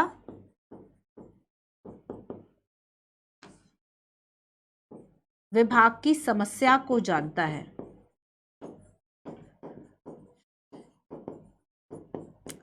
ना, कैग से ज्यादा ये जो समस्या है उसको जानता है। और ऐसे में, है ना, ऐसे में कैग से लेखा परीक्षा ऑडिटिंग कराने का कोई जो महत्व है वह नहीं है। तो अगर मान लीजिए किसी विभाग का कर्मचारी ज्यादा योग्य है, कैग कम योग्य है, तब ऐसे में इस बात की कोई जरूरत ही नहीं है कि उनसे जो ऑडिटिंग है वह कराई जाए। तो ये पॉल एप्पलबी की आलोचना कही जाती है। तो इन्होंने कहा कि कैग की भले ही आप उसके कार्य के जो महत्व है उसको बढ़ा चढ़ाकर देखते हैं, लेकिन वास्तव में यही बात उन्होंने कही कि कैग को अब इस दायित्व से मुक्त कर देना चाहिए, क्योंकि एक तो औपनिवेशिक विरासत की देन है, दूसरी नकारात्मक प्रभाव इस बात का है कि उनकी अपनी ही इच्छा नहीं है, तीसरी बात उन्होंने ये कही कि संसद जो है वह अपने अपने दायित्वों को बढ़ा चढ़ाकर देखती है, जबकि संविधान इस बारे में मौन है कि कैग की जो शक्तियां है वह कार्य होगी। उनकी कोई परिभाषा जो है वह संविधान ने अगर नहीं करी तो संसद की भूमिका को हमें बढ़ा चढ़ाकर क्यों देखना है। साथ ही इसमें यह भी कहा कि कैग वास्तव में महत्वपूर्ण है ही नहीं, क्योंकि वह ना तो अच्छे प्रशासन को जान रहे हैं, और अगर जान भी रहे हैं तो उनसे ऐसी अपेक्षा जो है वह अगर नहीं जान रहे तो हम उनसे ऐसी अपेक्षा नहीं कर सकते। ठीक है, ये बात जो है वह उनके द्वारा कही गई। अच्छा, एक बात और इसमें कही गई कि कैग जो है वह ये नहीं समझते कि लेखा परीक्षा का मतलब क्या है, और फिर भी लेखा परीक्षा जो है वह कर रहे हैं। कैग को इस बात का नहीं पता है कि लेखा परीक्षा क्या है, इसका यूज क्या है, फिर भी वह लेखा परीक्षा कर रहे हैं, या अच्छी लेखा परीक्षा से वह सहमत ही नहीं, मतलब उनको जानकारी नहीं है, सीधी बात यह है, अयोग्य ठहरा दिया। इन्होंने कहा कि बेसिकली ये जो है वह बहुत ही नीरस टाइप का और एक सीमित टाइप कर देने वाला काम है, तो उनको बहुत इंटरेस्ट इस कार्य में नहीं आता। ये पॉल एप्पलबी की आलोचना जो है वह इस संदर्भ में करी इन्होंने। अब हम आते हैं नेक्स्ट कुछ चैलेंजेस की बात करते हैं कि आखिर मेन जो चैलेंजेस है वह क्या रहे। ठीक है, शुरुआत करते हैं कि जो दूसरा प्रशासनिक आयोग था, जो कि 2005 से लेकर 2009 तक रहा। दूसरे प्रशासनिक आयोग ने कैग के द्वारा जो लेखा परीक्षा की जा रही थी उसके कुछ ऐसे क्षेत्रों को समझा जहां पर उनको चैलेंजेस आ रहे थे, है ना, और उन्होंने कहा कि इसमें कोई संदेह नहीं है कि जो कैग है वह बाह्य लेखा परीक्षा में बड़ी संख्या में जारी जो रिपोर्ट्स हैं, है ना, जो संसद में उन्होंने रिपोर्ट दी, संसद और राज्य विधानमंडलों में जो उन्होंने लेखा परीक्षा रिपोर्ट जो प्रस्तुत करी, उनके उदाहरण में कई ऐसी वसूलियों को ध्यान में रखा, और इससे ये पता चला कि हमारे वित्तीय प्रबंधन में काफी गड़बड़ियां हैं, तो हमने वित्तीय प्रबंधन में सुधार करने की जो बात है वह सोची, है ना। तो डेफिनेटली इनकी रिपोर्ट से हमें ये बात तो पता चलती है कि बहुत सारी गड़बड़ियां हैं, लेकिन फिर भी इसका कमजोर हम बजटीय नियंत्रणों की बात करें, संग्रहण में कमियों की बात करें, सार्वजनिक संसाधनों की बर्बादी जिस कदर होती है, अनुचित लेखांकन जिस तरीके से होता है, गलत ऑडिटिंग भी तो होती है। आप कभी भी देखिए ऑडिटिंग कितनी सही है किसी भी जगह की, आप बहुत छोटे से लेवल की ऑडिटिंग की बात करें, जैसे कि अच्छा एक सामाजिक अंकेक्षण का भाव मैं बताती हूँ। जब आप पॉलिटी पढ़ोगे ना तो आप उसमें सोशल ऑडिटिंग वाला जब कॉन्सेप्ट पढ़ते हो तब उसमें देखोगे ये कॉन्सेप्ट आता है कि जो पंचायतें हैं ना वह एक बार सेल्फ ऑडिटिंग वो भी तो कर सकती है ना ऑडिटिंग, वे जाने की पंचायत को इस काम के लिए इतनी राशि जो है वह दी गई है, और पंचायत जो है वह कितना काम इस बात को लेकर कर रही है। तो एक बात पंचायत भी तय कर सकती है, मतलब पंचायत के जो लोग हैं, तब वहां से क्या किया कि जब लोग जाते हैं पता करने के लिए तब उन्हें ये पता चलता है कि मनरेगा और भी कई ऐसी योजनाएं थी कि जिसमें कि दिहाड़ी मजदूरी दी जा रही थी, और उसमें कई सेलिब्रिटियों के नाम थे, अमिताभ बच्चन और सचिन का नाम था। तो ये ऑडिटिंग से ही तो बात सामने आई ना, फिर आगे जाके उन कमियों को ठीक किया गया। तो यहां पर यह कहा कि सार्वजनिक संसाधनों की चाहे बर्बादी की बात करें या फिर हम गलत तरीके से लेखांकन की बात करें, निवेशों पर खराब लाभ की बात करें कि सरकार ने कहीं इन्वेस्ट किया है बस उसमें से कुछ लाभ नहीं आ रहा, निधियों की विपथन की बात करें, विपथन मतलब क्या हुआ कि हमें जिस कार्य के लिए देना था उस कार्य के लिए नहीं दिया गया या गलत तरीके से उसका यूज हुआ, प्रणाली की कमियों की बात करें, पूरे प्रोसेसर सिस्टम में कमी है, या सार्वजनिक संसाधनों के खराब प्रबंधन की बात करें। तो ये सारे ऐसे कुछ पॉइंट्स हैं कि वित्तीय प्रबंधन में सुधार तो हुआ है बट इन पर कोई भी जो नियंत्रण है वह नहीं है ना। तो ये सारी चीजें बताती हैं, ये कई महत्वपूर्ण ऐसे उदाहरण हैं। ठीक है, क्लियर है। अब आगे हम देखेंगे कि बेसिकली जो कैग है उन्हें जो चैलेंजेस है वह और क्या क्या फेस करने पड़ते हैं। जैसे कि एक चैलेंज तो हमने देखा, एक चैलेंजेस है सीमित रिपोर्ट। या सीमित चर्चा हम कहें। एंड सीमित चर्चा किस बात की, कि जो कैग की रिपोर्ट थी, कैग की रिपोर्ट जिसमें कि मान लीजिए 1000 आर्टिकल्स थे, है ना, बट यहां पर जो संसद में चर्चा हो रही है, संसद में चर्चा हो रही है केवल 15 से 20 आर्टिकल्स की। अब आप खुद सोचिए कि कहां 1000 और कहां 15 से 20। तो यहां पर एक सीमित चर्चा हो रही है और केवल प्रकाश में जो मामले आए ना, वो केवल यही मामले प्रकाश में आए जिसपे कि संसद के द्वारा जो चर्चा है वह कही गई। तो यहां पर यह कहा गया कि बेसिकली जो ये सिफारिशें हैं उसको गंभीरता से नहीं लिया जाता, है ना, गंभीरता से इसको नहीं लिया जाता। सो इस पे सीमित चर्चा और गंभीरता से ना लेना सिफारिशों को, ये चुनौती ही तो है, सिफारिशों को गंभीरता से ना लेना।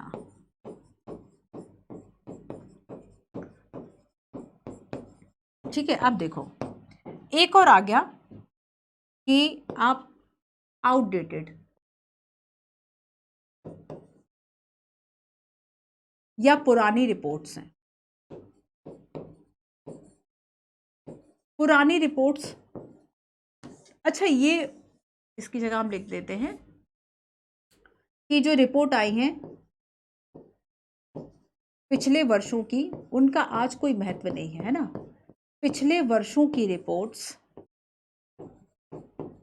पिछले वर्षों की रिपोर्ट, और ये इतनी ज़्यादा, हम ये कहें कि इतने ज़्यादा पहले की रिपोर्ट्स हैं जिस पे ना कोई इतने पहले की रिपोर्ट्स हैं जिस पे कोई चर्चा, कोई सिफारिश, कोई सुधार नहीं हुआ। तो अगर मान लीजिए कि अभी आप 2024 चल रहा है, ठीक है, और आप जो कैग रिपोर्ट लेकर आ रहा है वह 2012 की लेकर आ रहा है, तो अगर 10 वर्ष पहले का हमारे पास कोई डेटा आ रहा है, हम इस डेटा का करेंगे क्या, और अगर हम इससे क्या सीख लेंगे। हाँ ठीक है, फिर इन फ्यूचर के लिए हमें पता चल जाएगा कि अब ऐसा नहीं, ऐसा करना है। बट अगर 10 वर्ष पहले का कोई मामला है या 20 वर्ष पहले का कोई मामला है, तब हम उस मामले में कुछ नहीं कर सकते, उसके साक्ष्य खत्म हो चुके हैं, वो योजना मान लीजिए खत्म हो चुकी है, तो अब उस बात का तो औचित्य ही नहीं है कि हम आखिर उस योजना का जो है वह करेंगे क्या, है ना। तो हम यहाँ पर ये कहें कि अगर मान लीजिए 10-20 साल पुराने और लंबित मामले हैं और जांच में अगर देरी हो रही है, तब प्रासंगिकता खत्म हो गई। जांच में देरी हो रही है तो प्रासंगिकता खत्म, जांच में देरी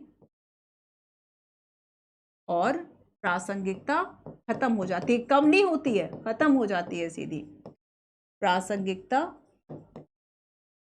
खत्म हो जाती है होना। ठीक है, अब आप खुद सोचिए कि आप आज से 10 या 15 साल पहले आपने क्या किया था, आप उससे क्या सीख ले पाएंगे। 10 या 15 साल पहले आपने अपनी लाइफ में क्या किया था, अब तो आपकी उम्र भी नहीं है ना। अब आप सोचिए कि अगर आप 30 वर्ष के हैं या आप 25 वर्ष के हैं, आप अपने 15 साल पहले, 10 साल पहले का सोचोगे, उस संदर्भ में रिपोर्ट्स बनाओगे, तो उसका तो कोई औचित्य ही नहीं है, क्योंकि अब आपकी जो उम्र है, अब आपका जो फेज, अब आप मैच्योर हो, अब आप मैच्योर हो गए हैं ज़्यादा, है ना, अब आपके पास वो समस्याएं, वो दिमाग नहीं है। तो यहाँ पर क्या है कि हमें इतना पीछे जाके सोचने का जो है वह कोई औचित्य दिखाई नहीं देता, बहुत ज़्यादा आउटडेटेड जो है वह हो जाता है। ठीक है, अच्छा देखो, इसके अलावा हम ये कहेंगे कि बहुत सारे जो विभाग है वह सीधी कार्रवाई पे बात नहीं करते, वह बड़ी ही औपचारिक सा नोट जो है वह प्रस्तुत कर देते हैं, है ना, मतलब मूल या जमीनी स्तर पर जो प्रॉब्लम्स है उनकी बात नहीं होती, लेखे में वो सारी चीजें नहीं आती, ऑडिटिंग केवल औपचारिक होकर रह जाता है। ये इसकी एक बड़ी प्रॉब्लम है कि समटाइम्स जमीनी स्तर पर या हकीकत आपको बयान नहीं होती, और जो ऑडिटिंग हो रही है औपचारिकता, लेखांकन कैसे हो रहा है, औपचारिक रूप से। कैसा है लेखांकन, केवल औपचारिक है, आपको वास्तविकता क्या है वो उससे कोसों दूर होती है। ठीक है, इसके अलावा देखो, समय पर कार्रवाई नहीं होती, ये तो हमारा हो गया, है ना। इसके अलावा हम अनियमितता की बात कर ले कि कभी औपचारिकता हो गई, अनियमितता देख लो, रिपोर्ट्स में एक अनियमितता होती है, तब भी आप जो चीज़ें हैं, अब हमेशा तो हो नहीं रहा, तो मान लीजिए 5 साल में कहीं का ऑडिटिंग का आया, हर वर्ष होती तो फिर भी नियमित रूप से ऑडिटिंग होती तो वहाँ की व्यवस्थाएं ठीक रहती। बट अनियमितता है, अगर आप कभी हो रही है ऑडिटिंग, कभी नहीं हो रही है, कभी नियम ठीक नहीं है, और इस तरीके से कभी भी प्रॉपर, जैसे कि आपको पता है कि सरकार 1000 करोड़ का कहीं बजट दे रही है, 50,000 करोड़ का बजट दे रही है, किसको पता है कि वो पैसा कहाँ गया? सरकार ने घोषणा कर दी। देखो ये सच में बहुत सोचने वाला मामला है। हम इतनी योजनाओं को पढ़ते हैं कि सरकार ने इस पर्टिकुलर योजना पर जो है वह इतना पैसा दिया, बट क्या वास्तव में उस पर हमें, हमारे पास हिसाब है? क्या आम लोगों के पास हिसाब है? या सरकार ने कहाँ व्यय कर दिया, कितने में वो रोड, मान लीजिए कोई रोड का काम था, ठीक है, कई 100 किलोमीटर जो रोड है वह बननी थी, उसके लिए जो पैसा है, मान लीजिए 4-5 हजार करोड़ या फिर जो भी उसके लिए राशि रही होगी, वो खर्च हुआ। तो ना तो किसी के पास इतना टाइम है कि वह सच में उसकी एक्चुअल कॉस्ट और क्वालिटी जो है वह चेक कर सके, कितना पैसा खर्च हुआ, इसका ब्यौरा किसके पास है, कितना भ्रष्टाचार हुआ, इसका पैसा, इसकी व्यवस्था, इसकी जानकारी किसी के पास नहीं है। तो बेसिकली ये बातें कई फाइलों में ही रह जाती हैं, केवल सरकारी फाइल में ही जो सिफारिशें हैं वह रह गई। वैसे भी हमने देखा कि 1000 में से अगर 10-15 आर्टिकल्स पे बात हो रही है, तो बाकी तो आप खुद देखो ना कि मान लीजिए 1012 सिफारिशें थी, तो केवल 12 पे बात हुई, 1000 सिफारिशें फाइलों में ही दबी रह गई। तो यहां पर ये जो आप देखेंगे कि चाहे आप लाल फीताशाही की बात करें या फिर अनियमितता की बात करें, है ना, या औपचारिक रूप से, तो लेखांकन तो हो रहा, बट केवल औपचारिक होना जाना उससे कुछ नहीं है। ये इसके लिए एक बहुत बड़ी जो चैलेंजेस है वह दिखाई देता है। तो यहाँ पर ये कहा कि दस्तावेज और फाइल में जो है, तो कई बार वह जमीनी हकीकत से बहुत अलग थलग होता है, और एक ये बहुत बड़ी चैलेंजेस है ना। देन नेक्स्ट इसमें कहा जाता है, अनियमितता हमारी बात हो गई है ना, कि अनियमितता अगर है, औपचारिक लेखांकन अलग है, तो जो व्यवहारिक बाधाएं होती हैं उसकी जानकारी किसी को नहीं होती, वास्तविकता में जो बाधाएं होती हैं उसकी जानकारी किसी को नहीं होती, और इसलिए इस ऑडिटिंग का कोई मतलब नहीं है। ठीक है। अच्छा, एक बात और, कि हमने केवल प्रॉब्लम देखी, जानबूझकर हमें केवल दोष खोजना है। मैं आपसे कहूं कि भाई दोष बता दो, मेरी दोष बता दो, है ना, तो आप क्या करोगे? केवल दोष ही ढूंढोगे। तो हम क्या कर रहे हैं? केवल दोष ढूंढ रहे हैं। आप दोष ढूंढ रहे हो तो रचनात्मकता कहां से आएगी? रचनात्मकता नहीं है, हमें शक की ही दृष्टि, जैसे हमने पहले ही किसी को अपराधी मान लिया कि नहीं तुमने ये अपराध किया है, अब तुम ये बताओ, अपराध तो तुमने किया है, ये बात तय है, अब ये बताओ कैसे किया है ना। आप क्या कर रहे हो कि आप उस बात को मान ही नहीं रहे हो कि सामने वाले ने कुछ किया है या फिर नहीं किया, आप उसका पॉजिटिव चीज नहीं देख रहे हो। तो मेन अगर ऑडिटिंग की बात हो रही है, ऑडिटिंग मतलब हमें तो केवल कमियां निकालनी है, हमें केवल दोष निकालने हैं, और अगर केवल कमियां आपको निकालनी है तो रचनात्मकता कैसे आएगी? आप सुधार की बात नहीं कर सकते उसमें, है ना। जैसे कि मान लीजिए आप किसी व्यक्ति को अगर पसंद नहीं करते, आपको उसकी कमियां ज्यादा दिख जाएगी, आप उसको सुधार थोड़ी बताओगे कि नहीं भैया ये जो सुधार है भाई आप कर लो, आप उससे केवल उसकी कमी बता के, दोष दे के दूर हो जाओगे। रचनात्मकता तो तब होती जब क्या बता देता कि यार ये तो दोष है, लेकिन इसके सुधार के जो उपाय है वह ये है, इसलिए इसमें रचनात्मकता की जो कमियां हैं वह हमें दिखाई देती हैं। तो और भी इस तरह की कई जो लेखा परीक्षा है ना, बिखरी हुई टिप्पणियां होती हैं, कई चीजें जो है वह ठीक तरीके से कंसाइज वे में नहीं होती हैं, तो यहाँ पर ये भी जो कुछ प्रॉब्लम्स है वह होती हैं। ठीक है, तो ये कुछ चैलेंजेस होते हैं। चलिए, तो चैलेंजेस इस पद के ज्यादा हैं, इसको थोड़ा सा आप देखेंगे। ठीक है, करंट अफेयर की चीजें भी थोड़ा सा देखते रहा करो। तो हमने बात की नियुक्ति, कार्यकाल, स्वतंत्रता, कर्तव्य शक्तियां, कैग निगम, एप्पल की आलोचना और कुछ चैलेंजेस की बात की। पहले हमने बात की आर्टिकल 148 की, जिसमें कि हमने जाना कि डॉक्टर अम्बेडकर, भीमराव अम्बेडकर के द्वारा ये कहा गया कि बेसिकली सबसे महत्वपूर्ण पदाधिकारी है कि संसद ने मान लीजिए जो खर्च की सीमा रखी है और जिस पर्टिकुलर व्यय के लिए किसी धन को रखा है वह उसके लिए खर्च हुआ है, नहीं, इस बात को देखना। तो कैग क्या है? आर्टिकल 148 के अनुसार हमारा महत्वपूर्ण संवैधानिक पदाधिकारी है। ये पद हमने कहां से लिया? हम वैसे कहे जाता हो अपने वैश्विक शासन की देन है, बट ब्रिटेन के कैग से हम इसकी तुलना करते हैं, और इसका मेन कर्तव्य यह है कि संविधान के तहत जो वित्तीय प्रशासन है उसको संभाले, भारतीय लेखा विभाग का मुखिया है, लोक वित्त का संरक्षक है और वित्तीय व्यवस्था का नियंत्रण है ना। लेखा परीक्षक, सर्वोच्च लेखा परीक्षक, सर्वोच्च लेखा परीक्षा संस्था है, सुप्रीम ऑडिट इंस्टीट्यूशन है, और अभी गिरीश चंद्र मुर्मू जो है वह हमारे कैग है। ठीक है, आगे आप विनोद राय की जो टिप्पणियां हैं आप इनको याद रखें। अब देखो, हो सकता है इन्हें 1000 टिप्पणियां दी हो, केवल हमने 4 टिप्पणियों पर बात करी है ना। नियुक्ति व कार्यकाल की हमने बात करी, राष्ट्रपति के द्वारा नियुक्ति होगी। ब्रिटिश काल में Indian audit and account department जैसी संस्था थी, कार्यकाल 6 वर्ष या 65 वर्ष की आयु है, जो भी पहले हो जाए, हटाने की प्रक्रिया उच्चतम न्यायालय के न्यायाधीश की समान है। स्वतंत्रता की बात की तो कार्यकाल की स्वतंत्रता हो, वेतन की स्वतंत्रता हो, है ना, अलाभकारी परिवर्तन नहीं होगा, सेवा शर्तों का निर्धारण संसद कर रहा है, राष्ट्रपति कर रहा है, तो ये चीजें थोड़ा देखना। कर्तव्य और शक्तियों की हमने बात की कि इनका मेन कर्तव्य जो है वह क्या होगा, भारत और राज्य की संचित निधि की बात करना, लोक लेखा से कितना व्यय हो रहा है उसको देखना, है ना, जो भी निगम है, सार्वजनिक निगम है, सरकारी निगम है, या सरकार जब चाहे या राष्ट्रपति और राज्यपाल अगर चाहे तो उन निगमों की लेखा परीक्षा करना। भूमिका की हमने बात की, हमने जाना कि वित्त प्रशासन का जो प्रबंधन है वह महत्वपूर्ण है और ये जवाबदेही कार्यपालिका की होती है, मंत्रिपरिषद की है कि संसद के प्रति वित्तीय उत्तरदायित्व भी सुनिश्चित करे, तो वो इस बात को सुनिश्चित करती है कैग के माध्यम से। कैग 3 तरह की रिपोर्ट्स प्रस्तुत करेगा, विनियोग, वित्त और सार्वजनिक, और राष्ट्रपति को सौंपेगा, राष्ट्रपति संसद में रखवाएंगे और लोक लेखा जो समिति है वह इस रिपोर्ट की समीक्षा करेगी। भूमिका की हमने बात करी, है ना, हमने जाना कि निष्पादन लेखांकन क्या होता है और विधि के अनुसार लेखा परीक्षा बाध्यकारी है बट औचित्य लेखा परीक्षा विवेकाधीन है। 2 सीमाओं की बात कर ली कि कार्यकारी एजेंसी जो गुप्त सेवा व्यय है उस पर कोई ब्यौरा नहीं है, और संचित निधि से धन निकासी मतलब धन निकालने पे कोई नियंत्रण जो है वह इसका एक्का नहीं है, ये इसकी लिमिटेशंस हो गई। हमने यहाँ पर कुछ क्वेश्चंस की बात की, पॉल एप्पलबी की आलोचना की बात की, है ना, और हमने कुछ चैलेंजेस की बात की, और यूपीएससी का एक पीवाईक्यू मैंने आपको दिया, इस क्वेश्चन का आंसर आप मुझे बताएंगे। 4 आर्टिकल्स हमने देखे, आर्टिकल 148, 149, 150, 151। सो ये था हमारा आज का क्लास जिसमें कि हमने कैग की चर्चा करी। अब नेक्स्ट जो है वह चैप्टर आपके छोटे छोटे हैं, एक है भारत के महान्यायवादी और दूसरा है राज्य का महाधिवक्ता, है ना, भारत के महान्यायवादी और राज्य का महाधिवक्ता, ये 2 चैप्टर हमारे नेक्स्ट हैं। तो कॉन्टिन्यूटी के साथ जो चैप्टर्स हैं वह देखते रहिए, कॉन्टिन्यूटी अपनी मेंटेन रखो, नोट्स बनाते रहो, पुराने जो भी लेक्चर्स अब तक हो चुके हैं उन सभी का रिवीजन करते रहो। चलिए मिलते हैं अपने नेक्स्ट सेशन में। Thank you so much.